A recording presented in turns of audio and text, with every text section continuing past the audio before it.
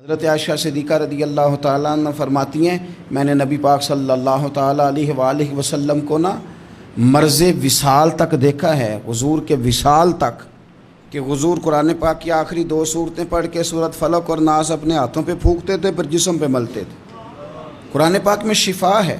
اب تو لوگوں نے دم درود کو اس کو بڑا ہلکا سا کام سمجھ لیا۔ ویسے بھی یہ عاملوں کے ہتھے چڑھ گیا، ملنگوں کے ہتھے چڑھ گیا، کاروبار بن گیا، تجارت بن گئی۔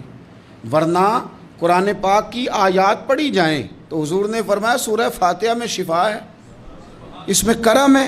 یہ چیزیں جو بڑی ہمارے لیے سود مند تھی، فائدہ مند تھی، ہم چھوڑ گئے۔ ایک بڑی خوبصورت حدیث ہے، سنیے گا۔ حضرت ابو سعید خدری رضی اللہ تعالیٰ عنہ حدیث کے راوی ہیں، بخاری میں موجود ہے۔ ارشاد فرماتے ہیں کہ ہم ایک سفر پہ تھے، واپس آ رہے تھے، ایک جگہ رات کو قیام کیا، سونا تھا، بستی تھی۔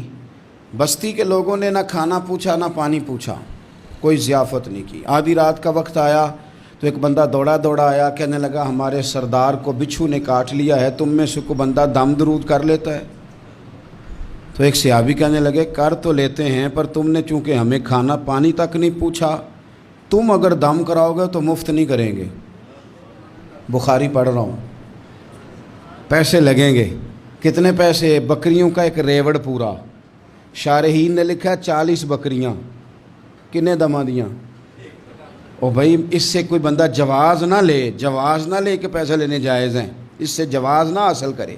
آپ بات کو سمجھیں، پس منظر کیا ہے؟ پانی تک نہیں تم نے پوچھا۔ کچھ لوگوں کا علاج ہوتا ہے، انہوں نے کہا پیسے لیں گے دم کر دیں گے۔ صحابی نے کہا حضرت ابو سعید خدری رضی اللہ تعالیٰ عنہ فرماتے ہیں وہ چونکہ تنگ تھے، بچھو کاٹ گیا، اور سردار کو کہا چل تو صحیح نا۔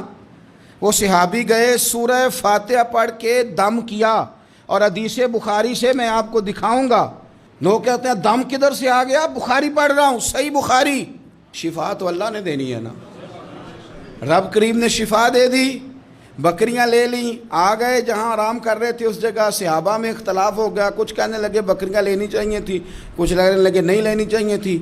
حضرت ابو سعید خدری رضی اللہ تعالیٰ عنہ فرماتے ہیں پھر ہم نے فیصلہ کیا چپ کر کے سو جاؤ، صبح حضور کی بارگاہ میں جائیں گے۔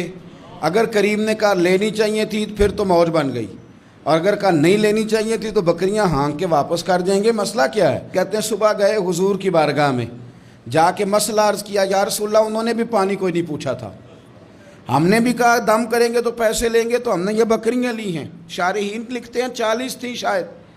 تو یا رسول اللہ اب کیا کریں؟ حضور مسکرانے لگے۔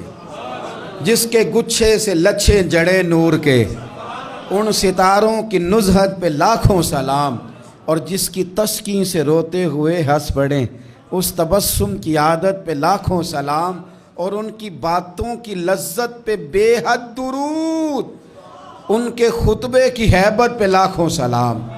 حضور مسکرانے لگے، اور مسکرا کے پوچھا اچھا پڑھا کیا تھا؟